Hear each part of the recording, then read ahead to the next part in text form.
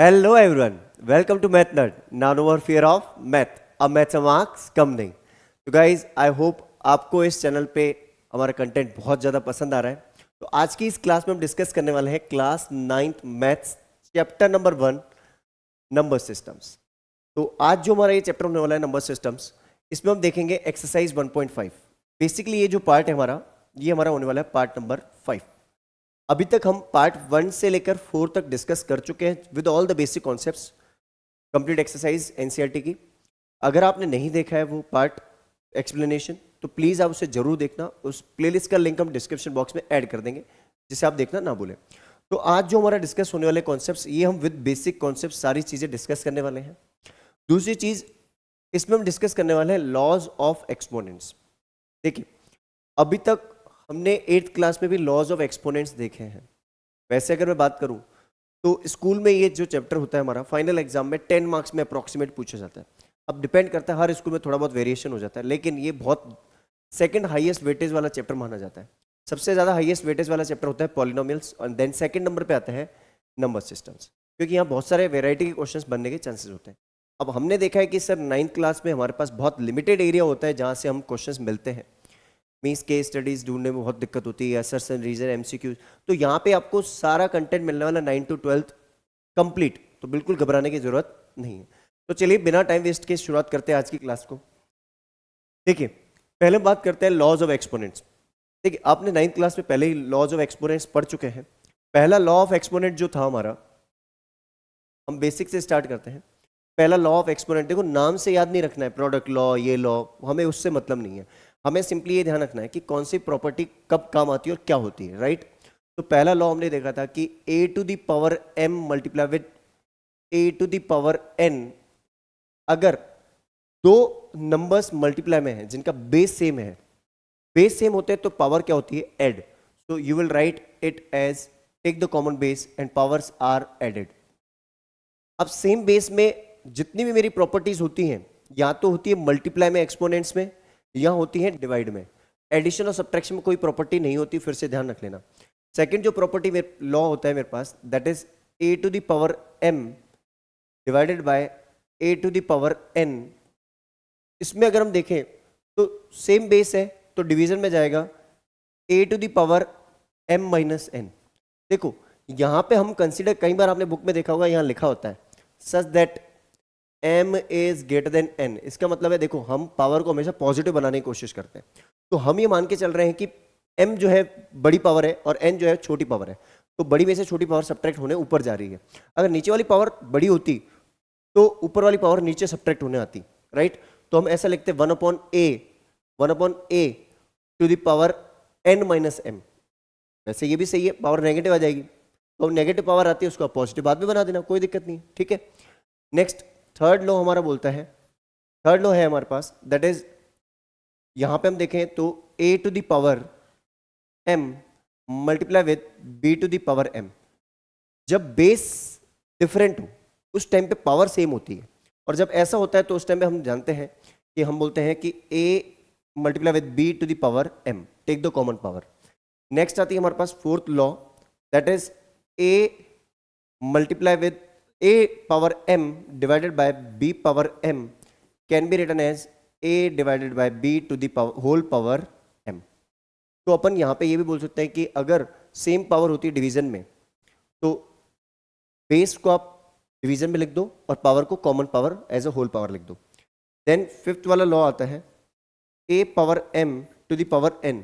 Power to the power हमेशा multiply में होती है, तो हम इसको क्या बोलते हैं, a to the power m into n, right. या mn भी लिखते हैं हम, कई बार इसको mn भी लिख देते हैं, m इंटू n या mn, बात बराबर है. Six a to the power 0, कोई वेरिएबल है उसकी पावर 0, कोई नंबर है उसकी पावर 0, इट इज ऑलवेज 1. अभी हम इसका सबका आंसर देंगे क्यों ऐसा होता है 1, राइट. आप में से कई बच्चों को पता भी नहीं है. नेक्स्ट सेवंथ लॉ हमने देखा है, ये यूजुअली कई बार काम आता है. देखो, हम पावर कभी नेगेटिव नहीं रखते. अगर कभी ऐसा हो कि a to the power minus m, अगर ऊपर पावर नेगेटिव है तो इसको हम लिखते हैं 1/a to the power m. या फिर अगर नीचे पावर नेगेटिव होती, means 1/a to the power minus m होता, तो हम उसको ऊपर लिख लेते तो पावर पॉजिटिव बन जाती. तो मतलब रेसिप्रो को लेते पावर का साइन चेंज होता है, सिंपली ये बात है, राइट। तो ये कुछ बेसिक लॉज है जो हमें बहुत ही ज़्यादा काम आते हैं यूजुअली, ठीक है। अब बात आती है कि सर इनके बारे में कुछ एग्जांपल्स, एक्सप्लेनेशन, जरूर वो भी हम देख लेते हैं, देन हम एक्सरसाइज के क्वेश्चंस डिस्कस कर लेंगे। अब पहला लॉ अगर हम देखें तो इसका एग्जांपल, अगर हम फर्स्ट का एग्जांपल देखें, एग्जांपल नंबर 1 देखें, तो एग्जांपल नंबर 1 हमारे पास आता है जैसे 2 to the power 3 multiply with 2 to the power 2। अब बेस सेम है, मल्टीप्लाई में पावर ऐड हो जाएगी, तो इसको हम लिख देंगे 2 to the power 3 plus 2 implies 2 to the power 5। इसको आप ऐसे लिख सकते हो, राइट। यहां हमने देखा डिवीजन में सेकंड एग्जांपल, मैंने आपको बोला था ऊपर वाली पावर में कंसीडर करके चल रहा हूं कि बड़ी है, अगर नीचे वाली पावर बड़ी है तो आप ऊपर से पावर नीचे ले आओ, कोई दिक्कत नहीं है सब्ट्रैक्ट करवाने के लिए। जैसे यहां हमने लिखा 3 to the power 5 divided by 3 to the power 2।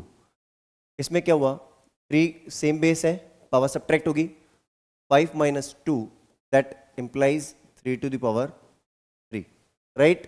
Next example हमारे पास जो आता है that is the example number 3। इसको अगर हम देखें तो यहाँ हमारे पास आता है 2 to the power 3 multiply with 5 to the power 3। अब जब पावर सेम होती है तो multiply the base and take the common power implies 10 to the power 3। तो हम ये लिख सकते हैं, राइट। फोर्थ एग्जांपल अगर हम देखें, एग्जांपल नंबर 4, तो फोर्थ एग्जांपल हमें ये बोलता है कि 2 to the power 3 divided by 5 to the power 3 imply that is 2 by 5 to the whole power 3। तो उसको आप ऐसे ही लिख सकते हो, देयर इज नो प्रॉब्लम। अगर ये डिवाइड होता है तो डिवाइड कर लो, वरना जरूरी नहीं है। Next example number 5, example number 5 देखें तो यहाँ पे हमारे पास आता है 2 to the power 3 let suppose और होल पावर 5। अब अगर मैं देखूँ यहाँ पे तो 2 टू द पावर 3 इंटू 5 हो गया, पावर टू द पावर क्या होती है, मल्टीप्लाइड, तो ये हो जाएगा implied 2 to the power 15। Clear. Next जो एग्जांपल है इसके मैं दो चीज़ें बताऊंगा आपको। ऐसा क्यों बोला जाता है कि a to the power 0 is always 1। इसका अगर एग्जांपल लें तो बहुत आसान है, but why it is, why वाला एग्जांपल भी हम लेंगे, राइट। तो वाई मैं नीचे समझा दूंगा इसके बाद, पहले एग्जांपल ले लेते हैं। जैसे आपने लिखा 2 to the power 0 that is 1। अब क्यों ऐसा होता है 1? अब आप में से कई बच्चे बोलते हैं sir 2 to the power 0 equal to 1 क्यों होता है? जैसे आप क्या करते हो, जब सेम बेस और सेम पावर डिवाइड में होती है, जैसे एक बच्चा था उसने ये बोला sir 2 to the power 2 divided by 2 to power 2। अब उस बच्चे ने बोला sir 2 to power 2 cancel out कर दो तो आंसर आ जाएगा 1। बच्चा बिल्कुल सही बोल रहा था, सर इसको आप कैंसिल आउट कर दो तो आंसर 1 आ जाएगा। बट एक बच्चे ने बोला नहीं सर इसमें आप लॉज ऑफ एक्सपोनेंट्स लगाओ। कौन सा? जब बेस सेम होता है। क्या सेम होता है? बेस सेम होता है। जब बेस सेम होता है तो बच्चे ने बोला बेस सेम है मतलब 2, पावर होगी सर सब्ट्रैक्ट, तो पावर सब्ट्रैक्ट कर लीजिए। अब ऐसा करते ही हो गया ये 2 पावर 0। इसका मतलब ये सारी चीजें आपस में क्या है, इक्वल। इसका मतलब 2 पावर 0 इज व्हाट, 1। तो इसलिए बोला जाता है any variable to the power 0, any number to the power 0 is always considered as 1, क्योंकि उस टाइम पे हुआ ये था कि सेम नंबर जो बेस में था उसकी पावर भी सेम थी और वो डिवीजन में थे, तो उसमें हमने लॉज ऑफ एक्सपोनेंट लगा दिया और पावर सब्ट्रैक्ट करवा दी सेम बेस कंसीडर करके, राइट। एग्जाम्पल नंबर हम देखते हैं 7। एग्जाम्पल नंबर 7 ये बोलता है जैसे आपने लिखा 2 टू द पावर -3, इसको आप लिख सकते हो 1/2 टू द पावर 3, ठीक है, जिसको आप लिख सकते हो 1/8। अब कई बार हमसे बच्चे पूछते हैं कि सर कौन सी पावर को सिंप्लीफाई करना चाहिए। देखो डिपेंड करता है नंबर के ऊपर। अब जैसे 2 के ऊपर पावर 5 है तो इजीली आप इसको कैलकुलेट कर सकते हो। 2 की पावर 6 इजीली आप कैलकुलेट कर सकते हो, लेकिन अगर इसी जगह 9 टू द पावर 6 हो उसको आप कैलकुलेट नहीं कर सकते हो। 9 टू द पावर 3 तक आप कैलकुलेट कर सकते हो। तो यूजुअली ऐसा देखा जाता है कि वो डिपेंड करता है कि बड़ा नंबर है और उसकी पावर 3-4 के आसपास है तो जरूरी नहीं आप उसको सॉल्व करो। छोटा नंबर है उसकी पावर बहुत बड़ी है 10, 12, 13 तो जरूरी नहीं है सॉल्व करो। बड़े नंबर में बड़ी पावर तो सॉल्व करनी ही नहीं है, राइट। तो ये आपको उस बेसिक लॉज है जो आपको पता होने चाहिए। आई होप आपको बहुत अच्छे से क्लियर हो चुका है ये। इसका आप जल्दी से स्क्रीनशॉट ले लीजिए या फिर नोटबुक में नोट कर लीजिए। चलिए, तो आई गेस ये सारी चीजें आपको बहुत ही अच्छे से क्लियर हो चुकी हैं। अब शुरू करते हैं हमारी एक्सरसाइज वन बाय वन सारे क्वेश्चंस को हम डिस्कस करते हैं। एक्सरसाइज 1.5 में फर्स्ट क्वेश्चन अगर हम देखें तो यहाँ लिखा है 64 टू द पावर हाफ। देखो कई बच्चे ये बोलते हैं कि सर हम कैसे पता चले कि हम बेस को कैसे पावर में कंसीडर करें। देखो यहाँ पे पावर में डिनोमिनेटर में कितना है 2, कितना है 2, तो 64 टू द पावर हाफ है, इसका मतलब आप इसको पावर स्क्वायर में लिखोगे, पावर 2 में कंसीडर करना है, इसको कन्वर्ट कैसे करना है पावर 2 में। तो 64 किसका स्क्वायर होता है 8 का स्क्वायर, और इसकी होल पावर कितनी है, होल पावर है कितनी 1/2, तो 2 से 2 कैंसिल आउट हो गया, that gives you answer as 8। समझ में आया। इसको अगर मैं देखूं तो यहाँ 32 टू द पावर 1/5 है, 32 टू द पावर कितनी है 1/5, इसका मतलब मुझे इस 32 को चेंज करना है पावर 5 में, तो ये होता है 2 टू द पावर 5। अब आप में से कई बच्चे बोलेंगे ये कैसे पता चलता है सर, आपको क्या करना है, आपको प्राइम फैक्टराइज करना है। अगर कुछ समझ में नहीं आए तो इसको प्राइम फैक्टराइज कर लेना। जैसे आप 32 को प्राइम फैक्टराइज करोगे तो आप 32 को 2 टाइम्स 16, फिर 2, फिर 8, फिर 2, फिर 4, फिर 2, फिर 2, फिर 2, फिर 1, तो ये 5 टाइम्स मुझे मिल चुका है इसका प्रोडक्ट, राइट। अब 5 से 5 कैंसिल आउट हो गया, तो ये हो गया 2 to the power 1, that is 2 only. 125 को भी आप अगर ऐसे ही देखो तो कन्वर्ट करोगे तो ये है 5 का क्यूब, राइट, और होल पावर कितनी है 1/3, तो this is cancel out, then this gives you answer as 5। Clear है बात। अब बात आती है क्वेश्चन नंबर 2 में, पार्ट्स हम डिस्कस करते हैं इसके। 9 टू द पावर 3/2, देखो पावर ऊपर जो फ्रैक्शन में पावर न्यूमरेटर जो है उससे कोई मतलब नहीं है, मुझे डिनोमिनेटर देखना है, डिनोमिनेटर मेरे लिए सबसे बड़ी प्रॉब्लम है। तो यहां इसको मैं कंसीडर कर लेता हूं 9 को एज अ 3 स्क्वायर, और इसकी होल पावर कितनी है 3/2, तो 2 और 2 कैंसिल आउट हो गया, अब बचा क्या 3 टू द पावर 3। मैंने आपको बोला था छोटी पावर हो तो उसको आप सॉल्व कर लें, तो ये कितना होता है 27। अब कोई ये मत बोल देना 3 टू पावर 3 इज 3 इंटू 3, नहीं, ये होता है 3 इंटू 3 इंटू 3, 3 टाइम्स, है ना। नेक्स्ट 32 को फिर से हम लिख देंगे 2 to the power 5 whole power 2/5, 5 से 5 डिनोमिनेटर से ये पावर कैंसिल आउट हो जाएगी, पावर टू द पावर वाले कॉन्सेप्ट से बचा 2 to the power 2, that gives you 4। समझ में आया। अब 16 जो होता है वो होता है 2 to the power 4, whole power कितना है 3/4, 4 से 4 कैंसिल आउट हो गया, that gives you answer as 2 power 3, that is 8। इसको अगर हम देखें तो यहाँ पे भी हमारे पास क्या हुआ 5 to the power 3, whole power कितनी है -1/3, 3 से 3 कैंसिल आउट, फाइनल आंसर बन गया 5 टू द पावर -1। वैसे आप आंसर ये भी लिख सकते हो, बट यूजुअली ऐसा बोला जाता है कि स्टैंडर्ड फॉर्म ऑफ एक्सपोनेंट ये कहता है कि आप पावर को बेटर है कि आप उसको पॉजिटिव पावर में ही एक्सपोनेंट में कन्वर्ट करिए। तो पॉजिटिव एक्सपोनेंट में कन्वर्ट करने के लिए मैंने आपको बोला था अगर पावर नेगेटिव है तो उसको हम क्या लिखेंगे 1/5 to the power 1, 1/5 to the power 1, जिसको हम बोलते हैं 1/5 ही बोलते हैं। क्लियर है कॉन्सेप्ट, अच्छे से क्वेश्चन समझ में आ गए। क्या करना है जल्दी से इसका स्क्रीनशॉट ले लीजिए। चलिए, तो आई गेस ये क्वेश्चन आपको बहुत ही अच्छे से क्लियर हो चुके हैं। डिस्कस करते हैं इसके नेक्स्ट क्वेश्चन। क्वेश्चन नंबर 3 देखें अगर हम, तो देखो यहाँ पे हमारे पास एक लॉ लग रहा है कि बेस सेम है, सेम बेस है, तो हम क्या बोलते हैं when base are same take the common base, और अगर मल्टीप्लाई में है तो पावर्स आर एडेड। तो यहाँ पावर्स ऐड हो रही है, बट पावर्स में ऐसा कोई रिलेशन नहीं आ रहा, कोई बात नहीं।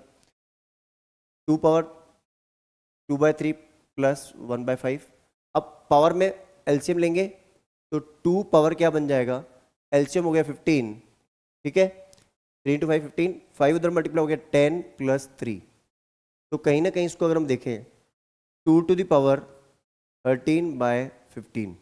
अब ये सॉल्व नहीं हो सकता, नहीं हो सकता, हम इसको ऐसे लीव करेंगे, उसमें घबराने वाली कोई बात नहीं। जब ये सॉल्व नहीं हो सकता तो आप इसको ऐसे ही लीव करेंगे, राइट।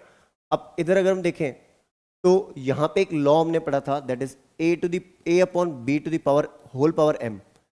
इसको हम चाहें तो पावर को ब्रेक भी कर सकते हैं ऐसे, a power m b power m, whole power को अंदर भी ला सकते हैं। अब मैं ऐसा क्यों कर रहा हूँ, क्योंकि मुझे पता है 1 की पावर कुछ भी आ जाए उससे कोई मतलब नहीं है, लेकिन यहाँ पे डिनोमिनेटर मेरे पास ऑलरेडी एक पावर थी, उसके ऊपर फिर से पावर आ गई कितनी 7, तो पावर टू द पावर वाला कॉन्सेप्ट लगेगा। अब 1 टू द पावर 7 कितनी होती है 1 ही होती है, 1 की कोई भी पावर हो, 1 power n is always 1, 1 power n is always 1, 1 to the power n is always 1, ठीक है। अब यहाँ से हो गया ये 3 into 7 sorry 3 into 7 21, 1/3 to power 21, और पावर पॉजिटिव है तो इसको ऊपर नहीं लिखेंगे, हम इसको डिनोमिनेटर में लिखेंगे 1/3 टू पावर 21। यहाँ अगर हम देखें तो सेम बेस है बट डिवीजन में है, तो पावर क्या होगी, सब्ट्रैक्ट। उसको हम ऐसे लिखते हैं 11 to the power half minus 1/4। अब हाफ में से 1/4, वैसे तो आपको पता है हाफ पिज़्ज़ा में से 1/4 पिज़्ज़ा खा लिया तो 1/4 बच गया ना, वैसे तो हमें डायरेक्ट पता है, बट एलसीएम लेके शो कर दो। अगर किसी का दिमाग काम नहीं करे, एलसीएम ले लो, 4 आ गया तो you get 2 - 1, that gives you 11 to the power 1/4। Clear. Last वाला बहुत ही आसान है, पावर सेम है, multiply the base and take the common power. ठीक है, तो 7 8 56, 56 to the power half is the answer. अच्छे से क्लियर हो गए ये क्वेश्चंस। क्या करना है, जल्दी से इसका स्क्रीनशॉट ले लीजिए। चलिए, तो आई गेस आप लोगों को ये कंसेप्ट सारी चीज़ें बहुत ही अच्छे से क्लियर हो चुकी हैं। तो अगर आप लोगों को हमारा कंटेंट, हमारा एक्सप्लेनेशन पसंद आ रहा है तो हमारे इस चैनल को, मैथ नर्ड को, जल्दी से लाइक शेयर और सब्सक्राइब कर लें, क्योंकि यहाँ पे आपको बहुत ही ज़्यादा इंटरेस्टिंग और बहुत ही ज़्यादा इंपॉर्टेंट कंटेंट मिलने वाला है। चलिए मिलते हैं किसी और वीडियो के साथ। Till the time, have a great day.